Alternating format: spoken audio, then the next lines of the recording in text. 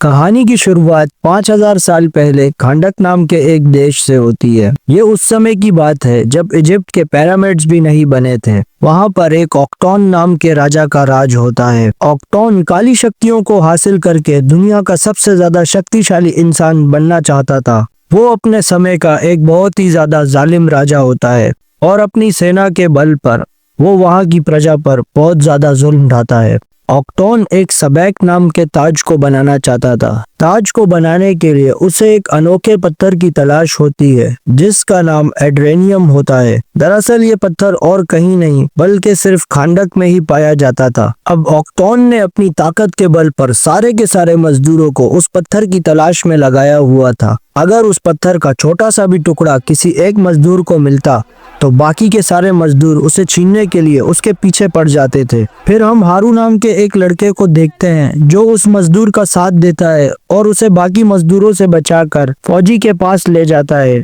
पत्थर देने के बाद जब मजदूर फौजी से अपना इनाम मांगता है तो फौजी उसे इनाम देने के बजाय पहाड़ के किनारे ले जाकर जख्मी करता है और फिर उसे वहां से धक्का देकर नीचे गिरा देता है। ये सब देखने के बाद हारू बहुत ही ज्यादा घबरा जाता है। हारू का मकसद अपने लोगों को इस गुलामी भरी जिंदगी से आजाद करवाना था, लेकिन उसके पिता उसे सलाह देते हैं कि तुम्हें हीरो बनने की कोई जरूरत नहीं है। इतने में हारू जाकर उस फौजी से वो पत्थर ले लेता है और अपने लोगों की तरफ आजादी का एक निशान बनाता है। इस बगावत को देखकर ऑक्टोन को बहुत ही ज्यादा गुस्सा आता है और वो वहाँ हारू को अपने फौजियों से पकड़वा कर अपने पास बुलवाता है। अब फौजी हारू को पकड़कर ऑक्टोन के सामने लेकर आते हैं। अब वो लोग हारू को मारने ही वाले होते हैं कि अचानक पृथ्वी के ताकतवर जादूगर उसे अपनी शक्तियों के जरिए बचा लेते हैं। अब वो हारू को प्राचीन देवताओं की शक्ति देकर बहुत ही ज्यादा शक्तिशाली बना देते हैं। दूसरी तरफ ऑक्टोन ने भी सबैक का ताज बनाकर तैयार कर लिया होता है। शक्तियां हासिल करने के बाद हारू ऑक्टोन के महल में वापस आता है तो यहाँ पर एक घमासान युद्ध होता है जिसके अंत में जीत हारू की होती है। दरअसल ऑक्टोन इतना चालाक था कि उसने युद्ध के दौरान सबैक नाम के ताज को कहीं छुपा दिया था जो किसी के भी हाथ नहीं लगता है। अब उस दिन के बाद हारू भी पूरी तरह गायब हो चुका था और एक प्राचीन कथा के मुताबिक लोग जब त्राही त्राही पुकारेंगे तो हारू फिर से लौटेगा और अपने देश के लोगों की मदद करेगा। अब यहाँ से सीन शिफ्ट होता है प्रेजेंट टाइम के अंदर। यहाँ पर हम देखते हैं कि इंटर गैंग नाम के विदेशी आतंकवादियों ने पूरे खांडक देश पर कब्जा किया हुआ है और वहाँ के शहरियों को यहाँ से वहाँ जाने के लिए भी पुलिस को अपने डॉक्यूमेंट चेक करवाने पड़ते हैं। अब यहाँ एक वैन की तलाशी हो रही होती है और अमोन नाम का लड़का अपनी स्केटबोर्ड के ऊपर चुपके से सरहद पार करने की कोशिश कर रहा होता है। असल में ये सब अमोन की चाल होती है क्योंकि गाड़ी के अंदर ड्राइविंग सीट पर बैठा आदमी और कोई नहीं बल्कि अमोन का मामा करीम होता है और उस गाड़ी के अंदर उसकी माँ भी मौजूद होती है और अमोन अपनी माँ से कहता है कि मैं भी आपके साथ चलूंगा, लेकिन उसकी माँ उसे किसी तरह समझा बुझा कर वापस भेज देती है। दरअसल ये लोग मिलकर सबैक नाम के ताज को ढूंढने जा रहे होते हैं जो हजारों साल पहले छुपा दिया गया था। अब गाड़ी के अंदर हम देखते हैं कि एड्रियाना के पास एक पेंडेंट होता है जो उसी विशेष पत्थर एड्रेनियम का बना होता है। अब उनका साथी समीर एड्रियाना से कहता है कि अगर वो इस पेंडेंट को काले बाजार के अंदर बेच दे तो उसे इसका अच्छा पैसा मिल सकता है, लेकिन जवाब में एड्रियाना उससे कहती है कि ये उनका एक खानदानी पत्थर है जिसे वो किसी कीमत पर नहीं बेच सकती। ये पेंडेंट उसी एड्रेनियम पत्थर का होता है जिससे सबैक का ताज ऑक्टोन ने बनाया था। अब जैसे तैसे कर ये लोग उस जगह पहुंच जाते हैं और ताज की तलाश में लग जाते हैं। करीम गाड़ी में रुककर इंतजार करने का फैसला करता है जबकि बाकी लोग पहाड़ के अंदर चले जाते हैं। इस सब के बीच में समीर कहीं गायब हो जाता है और इस्माइल उसको ढूंढने उसके पीछे जाता है।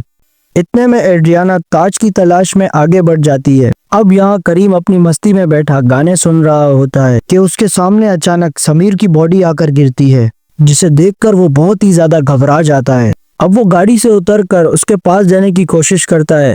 इतने में बहुत सारे फौजी उसे घेर लेते हैं और कहते हैं अगर तुमने हल्की सी भी मूवमेंट करी तो हम तुम्हारी खोपड़ी उड़ा देंगे। दूसरी तरफ पहाड़ के अंदर एड्रियाना के सामने अचानक इस्माइल आ जाता है और एड्रियाना उससे पूछती है कि समीर कहाँ गायब हो गया। जवाब में इस्माइल कहता है कि वो तो ठंडी हवा खाने बाहर गया है। अब जल्दी वो दोनों डेथ एडम के मजार तक पहुंच जाते हैं और अब उन्हें सबैक का ताज नजर आ जाता है। एड्रियाना जल्दी से एक चट्टान पर चढ़ती है और वहां से छलांग लगाकर उस ताज को हासिल कर लेती है। इतने में वो सारे फौजी भी अंदर आ चुके थे और इस्माइल को बंदी बना लेते हैं। इतने में एक फौजी एड्रियाना से कहता है कि अगर तुम अपने भाई की सलामती चाहती हो तो फौरन बाहर आ जाओ, वरना वो उसके भाई की खोपड़ी उड़ा देगा। अब कुछ भी हो, एड्रियाना बाहर आ जाती है। अब जिस जगह एड्रियाना घुटने टेक कर बैठी होती है वो कोई और जगह नहीं बल्कि ब्लैक एडम का मज़ार होता है। और एड्रियाना उस जगह पर बैठकर एक ऐसा मंत्र पढ़ती है जिससे अचानक एक बहुत ही तेज रोशनी बाहर निकलती है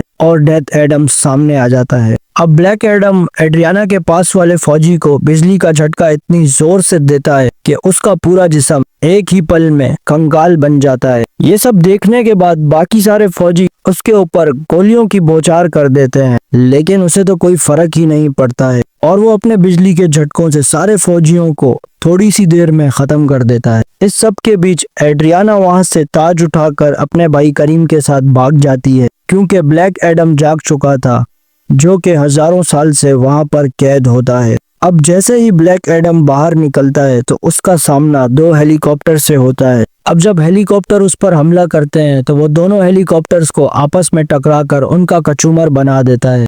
दूसरी तरफ एड्रियाना और करीम गाड़ी में बैठकर भाग रहे होते हैं। एड्रियाना उसे बताती है कि उसने ताज हासिल कर लिया है और यहाँ पर आने का उसका मिशन पूरा हो चुका है। अब यहाँ फौजियों की बहुत ज्यादा गाड़ियां आ चुकी थी। ब्लैक एडम अपनी जगह पर रहकर उन फौजियों को ऐसा झटका देता है कि वो सब झटकना भूल जाते हैं। अब एड्रियाना को एक फौजी से बचाने के दौरान ब्लैक एडम थोड़ा सा जख्मी हो जाता है और वो वहीं बेहोश हो जाता है। एड्रियाना उसे उठाकर अपने घर ले जाती है। दूसरी तरफ जब हॉकमैन को ब्लैक एडम के जिंदा होने की खबर मिलती है तो वो अपने सुपर हीरोज की टीम को काम पर लगा देता है। अब वो डिसाइड करते हैं कि कुछ भी करके उन्हें ब्लैक एडम को रोकना होगा, वरना वो लोगों के लिए खतरा बन सकता है। टीम के अंदर एक लड़की साइक्लोन और दूसरा एडम स्मैशर नाम का एक लड़का होता है। साइक्लोन की पावर हवा पर काबू करना होती है, जबकि स्मैशर अपने शरीर के आकार को कितना भी ज्यादा बड़ा कर सकता है। टीम के सबसे पावरफुल इंसान का नाम डॉक्टर फेट है, जिनके पास फ्यूचर देखने की शक्ति होती है। अब जस्टिस सोसाइटी की टीम अपनी सुपरशिप के अंदर बैठकर ब्लैक एडम को पकड़ने निकल जाती है। कुछ घंटों के बाद जब ब्लैक एडम की आंख खुलती है तो वो अपने आप को अमोन के रूम में पाता है। वहां उसे पता चलता है कि वो 5000 साल से उस पहाड़ के अंदर कैद था। दूसरी तरफ एड्रियाना ताज पर रिसर्च कर रही होती है और उसे पता चलता है कि ताज पर लिखा है कि जिंदगी ही मौत का रास्ता है। अमोन उसे बताता है कि खांडक देश के ऊपर दूसरे देशों ने कब्जा कर लिया है और उन लोगों ने मिलकर ब्लैक एडम को पुकारा है जब भी तुम इस दुनिया में वापस आए हो। जिसके जवाब में ब्लैक एडम उससे कहता है कि वो कोई हीरो नहीं है। ये कहकर वो वहां से चला जाता है और दूसरी तरफ जस्टिस सोसाइटी की टीम खांडक देश के पास पहुंच जाती है। डॉक्टर फेट अपनी टीम को बताते हैं कि अगर ब्लैक एडम को पकड़ना है तो हमें किसी भी तरह से उसके मुंह से शज़ैम वर्ड कहलवाना होगा, जिसके कहते ही उसकी सारी शक्तियां चली जाएंगी। अब यहाँ अमोन अपनी स्केटबोर्ड पर बाहर जा रहा होता है और उसे फौजी पकड़ लेते हैं, क्योंकि उसने एक फौजी का रेडियो फोन चोरी कर लिया होता है। और अब यहाँ एड्रियाना आ जाती है जो उसे बचाने की कोशिश करती है, लेकिन फौजी अपने स्कैनर में देखता है कि एड्रियाना पहले से ही वांटेड है। अब वो उन दोनों को पकड़कर वहां से ले जाने लगते हैं कि इतने में ब्लैक एडम वहां आ जाता है और एक फौजी को उठाकर समंदर में फेंक देता है और बाकी फौजियों की भी जमकर धुलाई करता है और उन्हें बिजली के झटके मार मार कर वहीं सुला देता है। ये सब देखकर हॉकमैन शिप से बाहर आता है और वो 2 फौजियों को बचाने की कोशिश करता है और उन्हें हवा से नीचे लेकर आता है, लेकिन उसकी ये कोशिश भी कुछ काम नहीं आती। उनके नीचे पहुंचते ही ब्लैक एडम उन्हें फिर से खत्म कर देता है। अब डॉक्टर फेट उसके सामने आते हैं और उससे कहते हैं कि वो अपने आप को उनके हवाले कर दे और उनके सामने झुक जाए, लेकिन वो उनसे कहता है कि वो पहले गुलाम था और अब वो किसी के आगे नहीं झुकता, झुकेगा नहीं साला।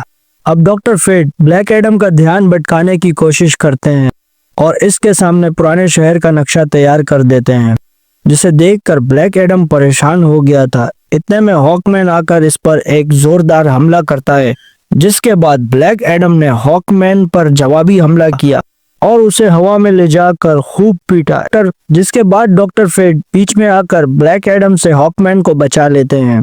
अब साइक्लोन अपनी शक्तियों के जरिए लोहे के टुकड़ों को उठाकर ब्लैक एडम पर हमला करती है, लेकिन उसे कोई फर्क नहीं पड़ता और दोबारा वो उठकर खड़ा हो जाता है।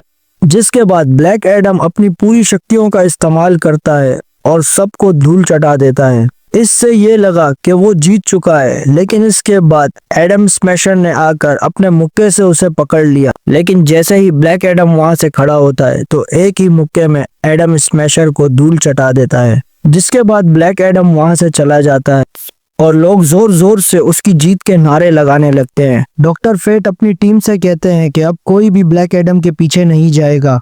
वो जानता था कि इनमें से किसी के अंदर ब्लैक एडम को हराने की शक्ति नहीं है। डॉक्टर फेट अपनी फ्यूचर देखने की शक्ति से ये पता लगा लेते हैं कि सबैक का ताज एड्रियाना के पास है। अब ये लोग मिलकर एड्रियाना की तलाशी लेते हैं, लेकिन एड्रियाना कहती है कि ताज मेरे पास नहीं।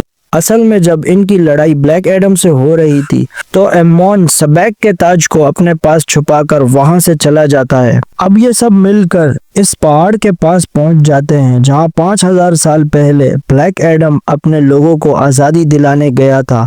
लेकिन हॉकमैन कहता है कि ये आजादी दिलाने नहीं बल्कि वहां अपना बदला लेने के लिए गया था। इसके गुस्से की वजह से इसकी शक्तियां बेकाबू हो गई थी और सारा महल तबाह हो गया था। इसके बाद पृथ्वी के रक्षकों ने यह फैसला किया कि ब्लैक एडम की शक्तियां इसके काबू से बाहर हैं, इसलिए उन सब ने मिलकर उसे इस पहाड़ के नीचे कैद कर दिया। लेकिन एड्रियाना के बहुत सालों बाद शज़ैम कहने की वजह से वो वापस आ गया है। अब यहाँ एड्रियाना और जस्टिस सोसाइटी की टीम ब्लैक एडम के पास बात करने के लिए आते हैं। दूसरी तरफ एमोन ताज लेकर अपने घर में जाता है तो देखता है कि इस्माइल वहाँ बैठा होता है, जिसे देखकर वो बहुत ही ज्यादा हैरान हो जाता है। अचानक इस्माइल अपनी गन निकालता है और एमोन पर तान देता है। अब यहाँ करीम इस्माइल पर हमला करता है और एमोन को वहां से भागने का कहता है, लेकिन इसी बीच करीम की गन से इस्माइल को गोली लग जाती है और वो जख्मी होकर वहीं पड़ा होता है। दूसरी तरफ एमोन एक खुफिया रास्ते से वहां पर बिल्डिंग के नीचे छुप जाता है।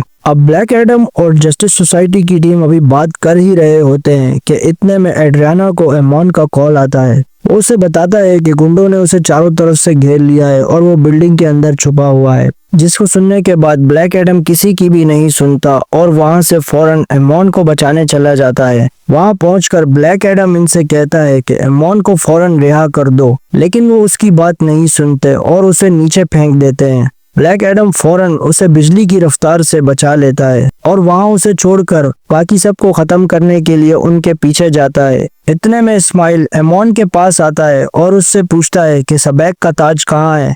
एमोन उसे कुछ भी नहीं बताता और यहाँ वहाँ की बातें कर सिर्फ वक्त जाया करता है। इस्माइल फिर एमोन को अपने साथ ले जाता है। अब ब्लैक एडम को जब इस बात का पता चलता है तो वो इनके पीछे लग जाता है। वो इस गैंग के हर एक मोटरसाइकिल को चेक करता है, लेकिन एमोन का कोई भी पता नहीं चलता क्योंकि इस्माइल ने बड़ी चालाकी से एमोन को मोटरसाइकिल समेत एक ट्रक के अंदर छुपा दिया था। ये सब इस्माइल की चाल होती है। वो ब्लैक एडम का ध्यान भटकाकर अपने आदमियों को यहाँ वहाँ भेज देता है ताकि एमोन को लेकर वो आसानी से फरार हो सके। वहीं डॉक्टर फेट एड्रियाना के घर पहुंचते हैं और वहां देखते हैं कि करीम जख्मी पड़ा हुआ है। वो करीम को बताते हैं कि घबराओ मत, मैं फ्यूचर देख सकता हूँ और तुम अभी नहीं मरोगे क्योंकि तुम्हारी मौत बिजली का झटका लगने से होगी। और एड्रियाना डॉक्टर फेट को अपने घर में देखकर हैरान हो जाती है। डॉक्टर फेट एड्रियाना को यकीन दिलाते हैं कि तुम घबराओ मत, हम तुम्हारे बेटे को ढूंढ निकालेंगे। इतने में ब्लैक एडम और हॉकमैन भी वहां पहुंच जाते हैं। हॉकमैन अपने साथ एंटर गैंग के 2 गुंडों को भी लेकर आता है ताकि डॉक्टर फेट उनका दिमाग पढ़कर पता लगा सके कि उन्होंने एमोन को कहाँ छुपाया है।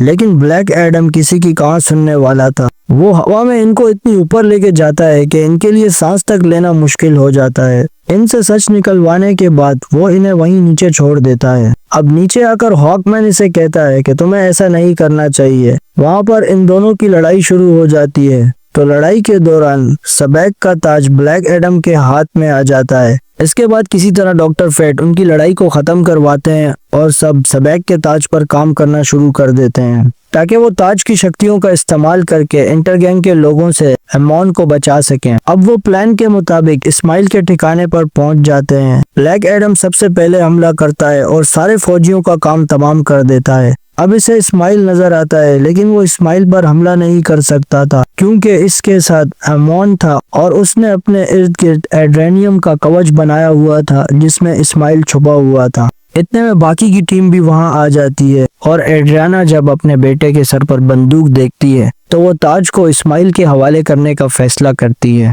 ताज के मिलने के बाद इस्माइल ये खुलासा करता है कि वो ऑक्टोन का आखिरी वंशज है और अब वो खांडक का राजा बनेगा। अब इस्माइल ताज के ऊपर लिखा हुआ मंत्र पढ़ता है और अपना सुरक्षा कवच हटा देता है।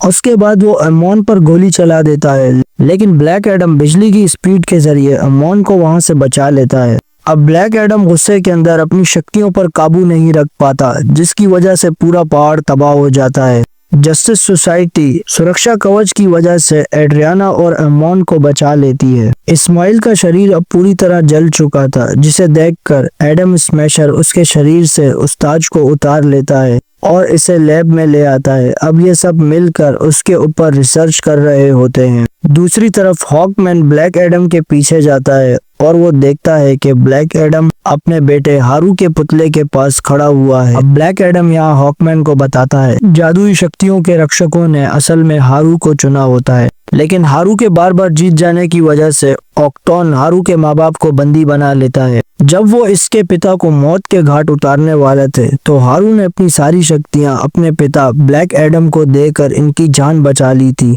और उसी दौरान एक निशानेबाज हारू के सीने पर तीर चला देता है, जो कि हारू के आर पार हो जाता है और हारू की वहां मृत्यु हो जाती है। अब ब्लैक एडम हॉकमैन को ये बताता है कि इसके बार बार बेकाबू होने की वजह से इसका बेटा खुश नहीं होगा, इसलिए वो अपनी शक्तियां छोड़ने का फैसला करता है और हॉकमैन से कहता है कि वो कुछ ऐसा करे जिसकी वजह से ब्लैक एडम कभी भी शज़ैम वर्ड ना बोल पाए। अब हॉकमैन इसे पानी के नीचे एक लैब में ले जाता है और इसे लेडी साइंटिस्ट के हवाले कर देता है। वो हॉकमैन को ये यकीन दिलाती है कि ब्लैक एडम के मुंह से एक भी वर्ड नहीं निकलेगा। वहाँ समंदर के अंदर उसने कई सारे शक्तिशाली लोगों को काबू करके रखा होता है। दूसरी तरफ हम देखते हैं कि शिप के अंदर इस्माइल की बॉडी में अजीब सी हरकत हो रही थी और डॉक्टर फेट को बार बार वही दृश्य दिखाई दे रहा था, जिसमें अंत के अंदर हॉकमैन की मौत हो जाती है। डॉक्टर फेट ये सोचकर परेशान थे कि इनका मिशन तो पूरा हो गया है, लेकिन फिर भी आने वाले फ्यूचर में इन्हें वही क्यों नजर आ रहा है।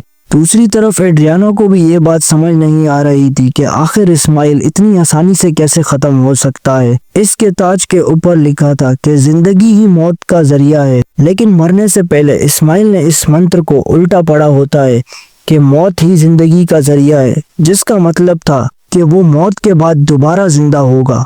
अब इनको समझ में आ जाता है कि ये असल में इस्माइल का ही प्लान था कि ब्लैक एडम इसे मारकर अपनी शक्तियां खत्म कर दे ताकि इस्माइल अकेला खांडक देश पर राज कर सके। अब वहां से ताज अचानक गायब होना शुरू हो जाता है और समंदर के अंदर सबैक जाग जाता है और जस्टिस सोसाइटी इसे गद्दी पर बैठने से रोकना चाहती थी, क्योंकि वो अगर गद्दी पर बैठ जाता तो वो इस दुनिया का सबसे ज्यादा शक्तिशाली शैतान बन सकता था। लेकिन इस्माइल अब सबैक बन चुका था और उसमें अब इतनी शक्तियां आ चुकी थी कि वो एक ही वार में जस्टिस सोसाइटी के शिप को तबाह कर देता है। अब यहाँ हॉकमैन और उसकी टीम मिलकर सबैक पर हमला करते हैं, लेकिन जब सबैक पलटकर हमला करता है तो हॉकमैन जख्मी होकर नीचे गिर जाता है। अब डॉक्टर फेट को ये समझ आ रहा था कि जो भविष्यवाणी उन्होंने देखी थी वो असल में सच होने जा रही थी। अब डॉक्टर फेट महल के चारों तरफ एक सुरक्षा कवच बनाता है और अपनी टीम को अंदर आने से रोक देता है। इधर हॉकमैन अपने दोस्त को यूं ही नहीं जाने दे सकता था।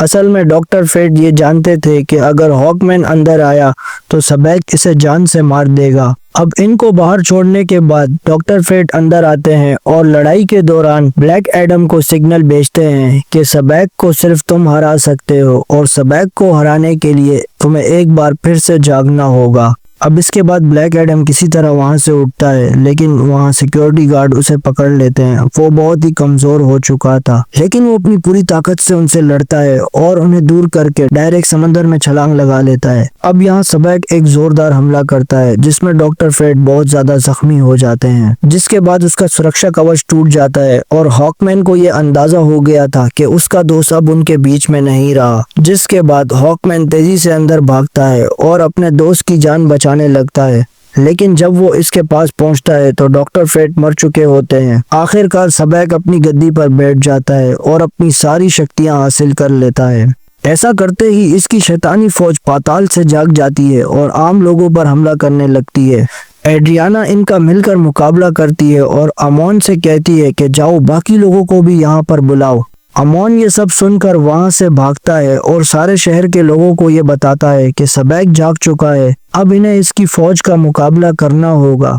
ये सब जानने के बाद सब लोग वहां पहुंचते हैं और शैतानी फौज से मुकाबला करने लगते हैं। अब ब्लैक एडम जैसे ही समंदर से बाहर आकर शज़ैम बोलता है तो इसकी शक्तियां वापस आ जाती हैं और दूसरी तरफ सबैक हारू की मूर्ति को नीचे गिरा देता है। अब इसकी मूर्ति अमोन पर गिरने ही वाली होती है, लेकिन मौके पर ब्लैक एडम वहां आ जाता है और इसे बचा लेता है। अब ब्लैक एडम और सबैक के दरमियान बहुत ही ज्यादा घमासान युद्ध शुरू हो जाता है। इतने में हॉकमैन बीच में आता है और ब्लैक एडम का साथ देने लगता है। जब हॉकमैन सबैक पर हमला करता है तो सबैक को कुछ भी नहीं होता, लेकिन जवाब में जब सबैक हॉकमैन पर हमला करता है तो हॉकमैन बुरी तरह जख्मी हो जाता है। असल में ये वही दृश्य होता है जो डॉक्टर फेट को बार बार हॉकमैन के बारे में नजर आता था। दरअसल ये हॉकमैन की असली बॉडी नहीं होती, उसने डॉक्टर फेट के हेलमेट के जरिए अपनी बहुत सारी कॉपियां तैयार कर ली थी, जिसकी वजह से सबैक कंफ्यूज हो गया था और उसके लिए ये पहचानना मुश्किल था कि इनमें असली हॉकमैन कौन सा है। अब हॉकमैन अपनी सारी कॉपियों के साथ मिलकर सबैक पर हमला करता है और इसे काबू करने की कोशिश करता है। दूसरी तरफ पीछे से ब्लैक एडम इसके सर को जोर से पकड़ता है और इसे हवा में ऊपर की तरफ ले जाता है और अपने पूरे गुस्से में आकर पूरी शक्तियों के साथ इसके जिस्म के 2 हिस्से कर देता है, जिसके बाद सबैक का खात्मा हो जाता है और इसकी शैतानी फौज भी खत्म हो जाती है। अब लोग खुशी से झूम उठते हैं और यहाँ ब्लैक एडम और हॉकमैन एक दूसरे से हाथ मिलाते हैं और अब हॉकमैन और उसकी टीम वापस लौट जाते हैं और ब्लैक एडम सिंहासन पर बैठता है और वहाँ के लोग उसे वहाँ का राजा मानते हैं। दूसरे ही पल ब्लैक एडम हवा में ऊपर जाता है और सिंहासन को तहस नहस कर देता है। वो उन सबको ये बताता है कि वो वहाँ का राजा नहीं बल्कि उस देश का रक्षक बन के रहेगा। और इसी के साथ ये मूवी अपने एंड को पहुँचती है। अगर आपको कहानी अच्छी लगी तो चैनल को जरूर सब्सक्राइब कर लें, वीडियो को लाइक कर दें और इसे शेयर करें अपने दोस्तों के साथ ताकि चैनल को हेल्प मिल सके।